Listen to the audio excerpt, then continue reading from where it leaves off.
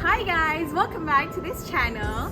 Today we have Hammad Rasool. Hammad currently is studying in University Technology Petronas, doing his PhD in Petroleum Engineering. He did 2 masters previously in 2 different countries.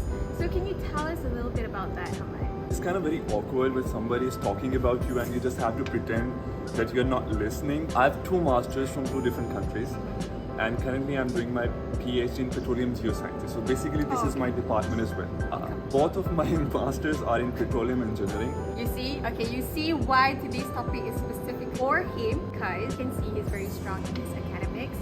But we are going to bring you a topic that is far related to his academics. Hammad is going to talk about the purpose of life in 4K. Oh my god! I want to ask you, how do you have such an eye for astonishing topics like this, concerning your background is very technical? As humans, no matter what kind of thing you're studying, either you be from engineering background, medical background, this is something everybody needs to ponder over. The purpose of life itself.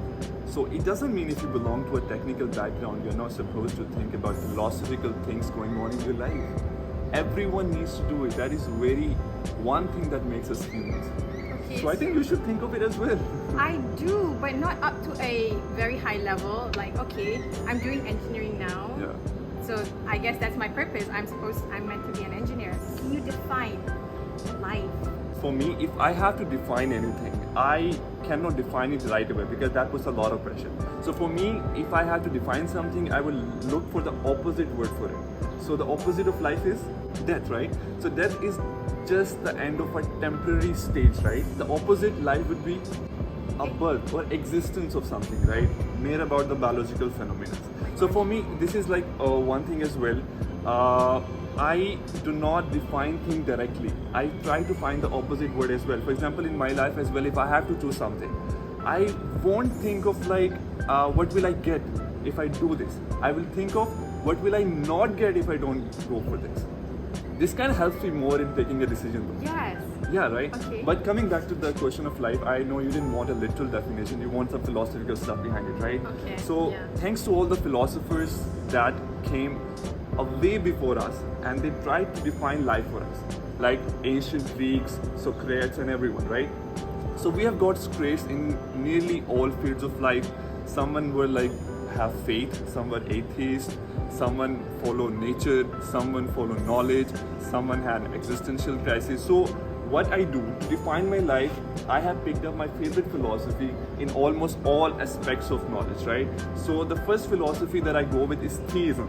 That says you need a supernatural power for the life to sustain. So that's the philosophy that is followed by all the people who have faith. Second one is called moism. So this says life is all about impartial love of human being. The third one is Platonism. It says life is all about getting the knowledge in its pure form.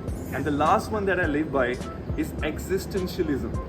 Is to question the very fact of your own existence. So these 4 philosophies combine the definition of my life.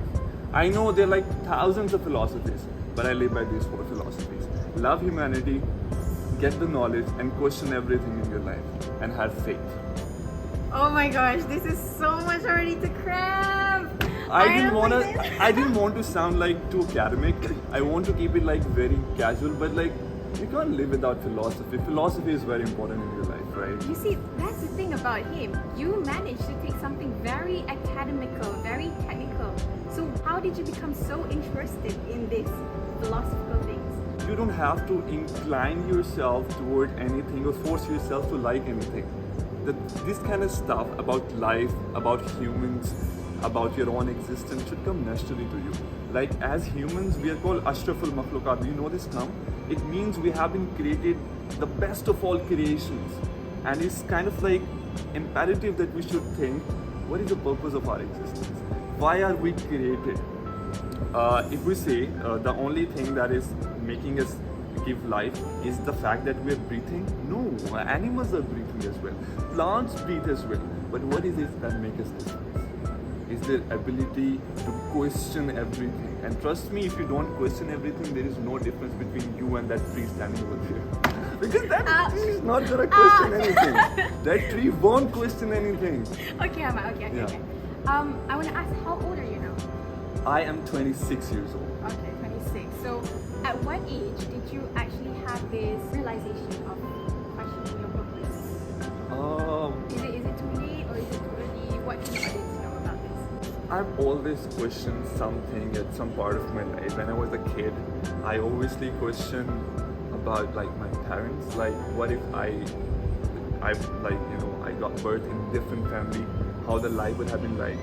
I have always questioned, what if my parents weren't Muslims? Will I still be a Muslim, right? Because like we humans, what we do, we try to spend our lives in defending the religion and the name that is given to us right after our birth, right? So that's what I think. What if my parents weren't Muslim? What if this wasn't my name? So would I still be a Muslim if my parents were had other religion? So I think about it, always thought about it, when I was a kid. I feel like everybody thinks about it.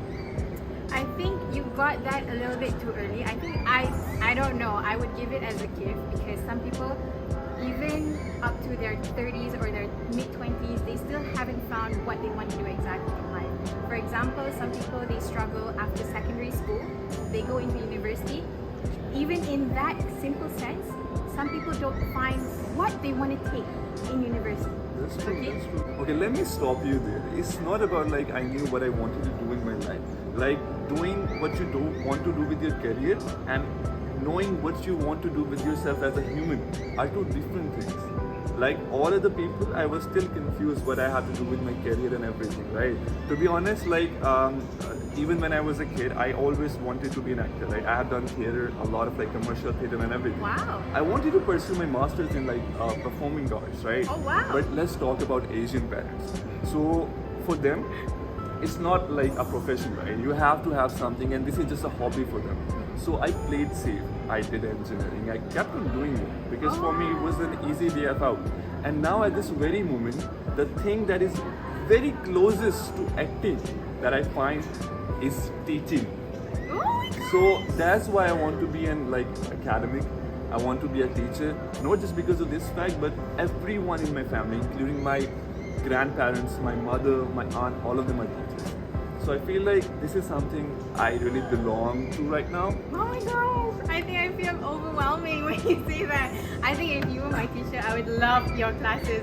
I would literally go to the class because Are you of sure? You. Yeah, I don't know. You're just saying it for now, but We heard about your definition about life. Yeah. And it's, I could say, very philosophical and technical in a way that for some people they couldn't implement it in themselves because it's very theory based. yeah.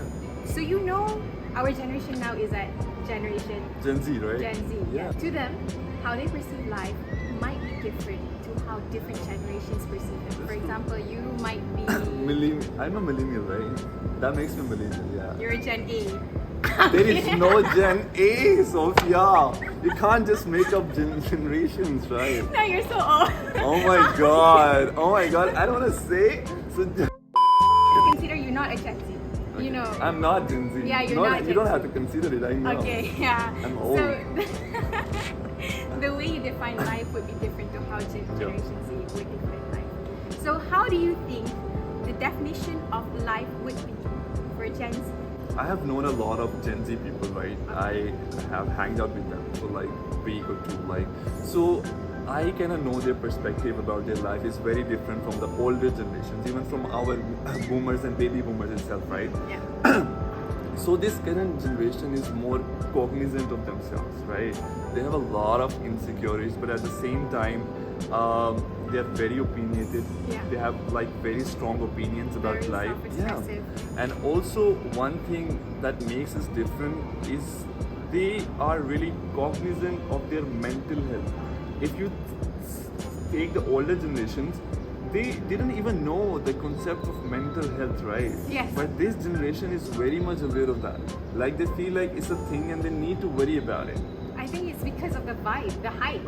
Hype itself. But some people, even if they're not going through mental health itself, just because of the peer pressure. So I feel like now having a mental illness is a form of being cool. I know mental health is real. I know it's a very bold statement. It's real. Depression is real. People go through very severe stress. But at the same time, I've seen people. I know people, or maybe I've just observed it. Okay. That like Okay. they do it for the sake of being cool. Even if they don't do it on purpose, it's just a vibe of it, as you said, right? Yeah. They just try to fit in. So this Gen Z, the most important thing they do, they try to fit in. I do see that. They try to make look everything aesthetic. I don't know where they get a lot of energy from, right? I feel like I'm also very energetic, right? You know, but Yeah. the energy they have, I have no idea where did it come from. It's like their parents fed them sugar. Exactly, right? Like I try to cope up with the energy they have, but it's like too much. It's too much. Like you need a break. I need a break, right? And that's the only time like I feel old, right? I mean, nobody wanna feel old, right? Yes. But like when you hang out with Gen Z people like 18, 17, 19, right? Okay, You okay. feel like, man, you're old. For them, life is something spontaneous, something full of energy, Okay. something aesthetic, Okay. something 0.5 back camera flash selfies, Yeah. something to be more about fitting in the Okay. crowd, Okay. something about being popular, at the same time having not to say anything, but at the same time having strong opinions, right? Yeah. So this is something about them that makes them very different from the older generations. About that, I think it's born from the coming of social media. Yeah. Like social media allows them to be more expressive. Like we refer them as if like we're not. Okay, guys. I'm borderline Gen Z, but She said it. I didn't say it. I'm borderline Gen Z. But yeah, as Hammad refers to Gen Z just now, I couldn't so much relate because I can still filter certain things, certain of my expressions. But from what I see, like I have siblings. They're very, like how you mentioned, they're very expressive, and all that I can see it comes from the coming of the social media, especially when everyone stayed at home during the pandemic. That's true, that's true. And also, if you say like for our generations, we do have some existential crises. Like somehow we questions about our existence. But for these people, I feel like, if I shouldn't say it because I feel like I'm gonna get a lot of bashing from Gen Z, they're more like superficial, right? I mean, you cannot expect to have like deeper conversations with them. Oh yes. Because their approach to life is very materialistic, right? Yeah. Their life is all about their Instagram, their social media. Everything is about followers and everything. Even if somebody who says he's introvert but he's Gen Z, deep down he's trying to dig that sad vibe. And there is one more thing about Gen Z, our generation, Okay. or the older generations, our parent generation, they always try to be happy. But for this new current generation, sadness is a new happy. They find sadness is kind of cool. Not the sadness, the depression one, but you know the whole sad, black and grey vibe, the sadness Oh, itself. that, yeah, okay, So yeah. they find it's a kind of a vibe, it's a kind of life. So they try to live by it. So this is something that makes them very different, and in somehow it's borderline. They try to make it aesthetic as well. Like sadness, in new terms, sadness is aesthetic. That's what they say. Okay, sadness is aesthetic. To me, sadness is a negative energy. Do you think that could be a contributing factor to why Gen Z find it really hard to find purpose in life? I won't say it for all Gen Z because that would be really bad, right? If I'm generalizing people, Yeah, there no. are like so many different kind of We're diverse not people. generalizing. Yeah, I'm not generalizing. There are so many different kind of people, but obviously these kind of materializing things, not really going below the surface to understand the real meaning of stuff, actually contributes in defining the true purpose of life is, right? But obviously there are people in Gen Z who have excelled in their lives, right? Who have achieved so much in younger ages, but that's the point, right? Some people, everyone has a different eye. So might be they have that kind of eye, they have learned to look beyond the surface and they somehow found what life is all about. Okay, so when we talk about life, another aspect that is very closely related to life is love. Love. Yeah, Love. love. Okay, you remember when I do this, you said you're very old, do this, right? I remember you it, yeah. remember that? I did it and I felt like really I'm old though, right? So love, this is not love, this is old people Yeah. love, this is young people love. Okay, so can you tell us the definition of love first? How would you define love? Love, Oh, let's go poetic. Okay, love, I feel, is the most selfish and the most hateful feeling that ever exists in the world. I know what's going in your mind. You want to throw that bottle at my face, but let me say it first, right? Our current generation, like I'm talking about all like millennials and Gen Z, the young generation at the moment, their definition of love is very different. We are a lonely generation. We want a person, we need a person to take care of us when we cannot take care of ourselves. We need someone to help in our loneliness. So this need is something that people call love. You might think like the generation before us, our parents, Okay. they also had love, but let me tell you, what they had wasn't love. It was affection, the purest form of love itself. Oh my god, mind blown. Really? Okay. Yes. Okay. Love and affection. It's different. Okay. It's different. What we call that need of being with somebody to help us with our loneliness is love. It's just love, and that's how people have polluted the definition of love. So only few people raise to the stage of affection itself. This is the reason if you see the divorce rate in our parents and grandparents generation is very less. But as you compare it right now, even in the Western world and Eastern world, you see the divorce rate is very high. It's just because they have love between them. They don't have affection between them. So Can you define affection then? affection is something, love is something that you do when you need somebody and you need somebody by yourself, and it is time constraint, right? It's something like one in a night you are in head over heel in love with somebody. Next day you wake up and you don't have the same feeling for that person, right? Oh my god, that is so volatile. Yeah, but when we talk about affection, affection is timeless. It is not time constrained at all. So if you have affection for somebody or something, some purpose, it goes for life. It sounds as if you're speaking from experience. Have you ever experienced anything about affection? For me, I wouldn't say I've personally experienced it, but I have this one thing in my life. I get my motivation, my learning from the nature itself, right? I see the behavior of people. Like, Okay. you know, like just because of this observation thingy, I feel like humans are a very sad generation just because of this very fact, right? Okay. The one day you love somebody, other day you don't have the same feeling for them, and we know we are horribly limited, right? We are not. We are very limited, and still we are full of ego. We're full of pride. We're full of hatred. We still are envious of something. We know we're not gonna live here for a very long time, but we still have all those emotions. So just because of this observation and the behavior of general people make me look sad and really ponder over the fact, is this why this humanity was created? Even in Quran, Allah says, "Wal asr, innal insana lafi khusr." By this word, the word is in loss, right? Yes. Just because of this fact.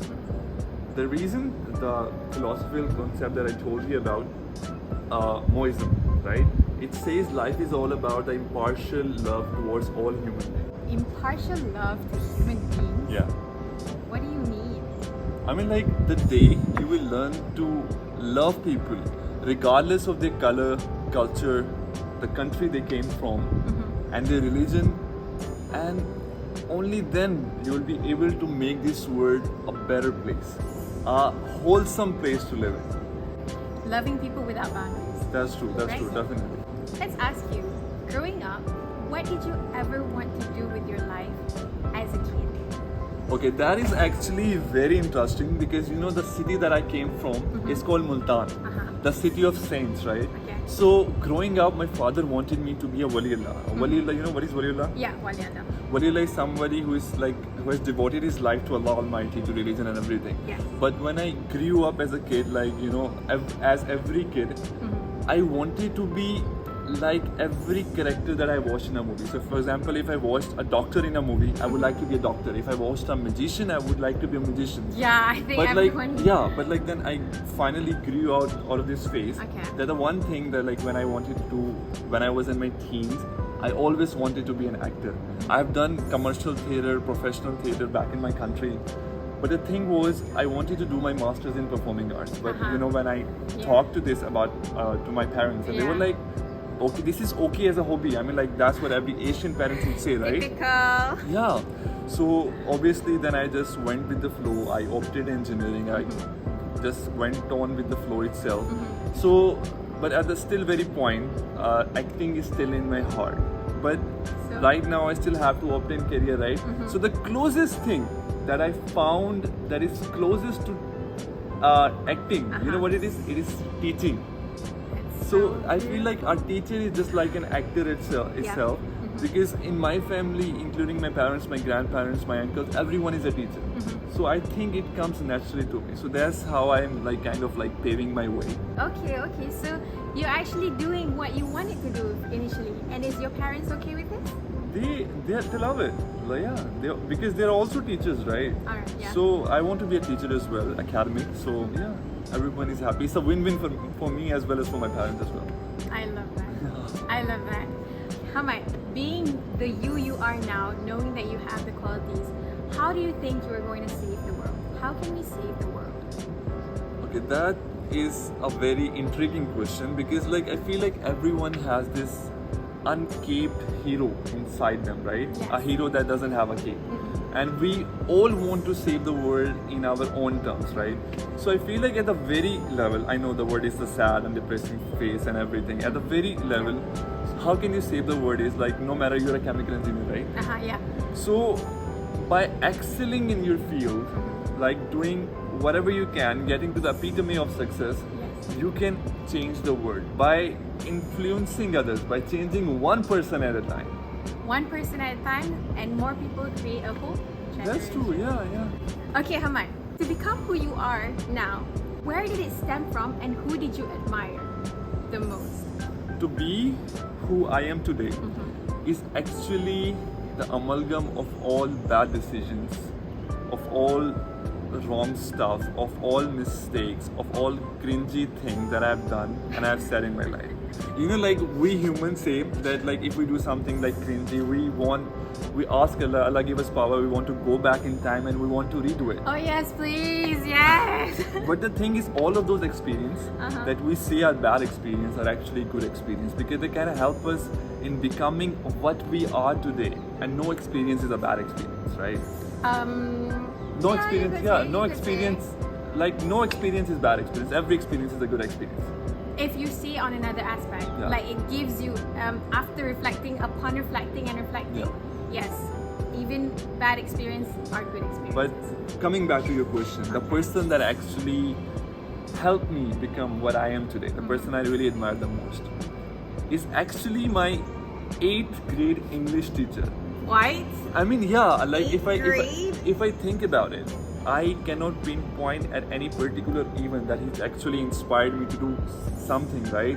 But the thing is, this is something about life. There are few people who come into your life. They don't do anything specific. Their mere existence changes you for good, and that he was for me.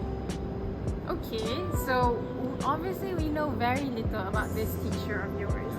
Can you just tell us a little bit about how he is or his character? He was a little goofy. I'm not saying in an insulting way. He was very nice, very he had a know-how about his field and everything. But the one thing that like really I feel like if I have to pinpoint is because he never cared about his salary. He would go out of his ways to accommodate students on his own resources. So you know, like Wow. that kind of like goes back to the previous question, how to save the world. He's trying to excel and being the best in his own field.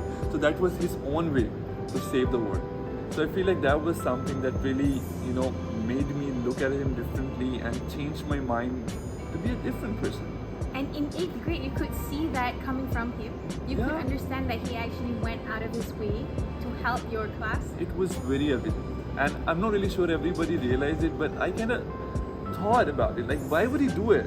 Like, what he gets from it. But Yeah. there is this like strange sparkle in his eyes. You know, like even at this point, every year, I do this one thing. At every Teacher's Day, I compose this text, a customized text every year. Oh my. Sometimes I don't even have his number because I change my cell phones, I lose my data, but I Yeah. remember his number by heart. right? So I composed this text and I sent him.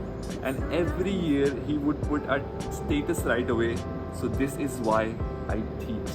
Oh my gosh, I love this so much. And that kind of makes me happy as well, right? Like, you know, it's the best feeling in the world when your teachers are proud of you.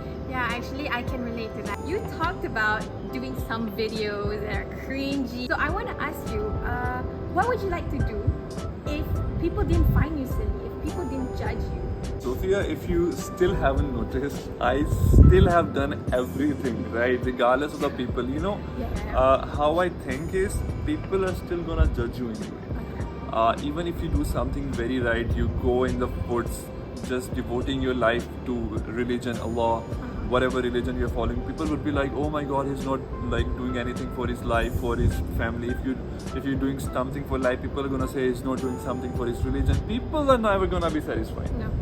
For me, I've always thought like there comes a point in your life when you realize you never make everyone happy. So you start making yourself happy. If you like, you know, like my Instagram quotation that says "Ahub nafsuk awla," love yourself first. So that's the thing I live by, doing whatever makes you happy without harming anyone. You know, like when I was a teen, I literally tried everything. I wore this like, you know, ripped chinos. I colored my hair maroons, blonde, everything that is considered borderline, not polite, borderline something, I don't know have the right word, borderline something really rebellious. I have done it because I just wanted to experience everything on my own. But at this very point, if you ask me, I would say I don't have any regrets because I have learned from my experience that I wasn't that person, and that actually helped me evolve into somebody that I am today. And I'm still learning. I'm not the best person or the best version of myself yet. You know it, right? Like everybody's growing, everybody's learning, we're still evolving. There's a lot that I still have to improve in myself. And that's what we humans do. We keep on learning till our deathbed. I hope you guys learn a lot of things from Hammad, because I certainly did learn from the point you mentioned about love, how it's different from affection. So is there anything else you want to add on to the audience specifically for them? That one philosophy, the most important one, is the impartial love towards all humanity. Learn to love everyone regardless of their culture, color, tradition. What would I tell people, to the younger Gen Z or whatever, right? Ask yourself a lot of questions, right? And the one thing to do that would be to meet people who don't share a same culture or country with you, because that's how you learn. Exactly. That's how you grow as a person. You know, like the people that I talk about, they're very materialistic, they're very shallow, very superficial. Those are those people who don't have a lot of exposure, right? And the reason they don't have a lot of exposure because they haven't traveled a lot. I know it's very hard at like 18 and 19 to just like travel in different places and meet new people.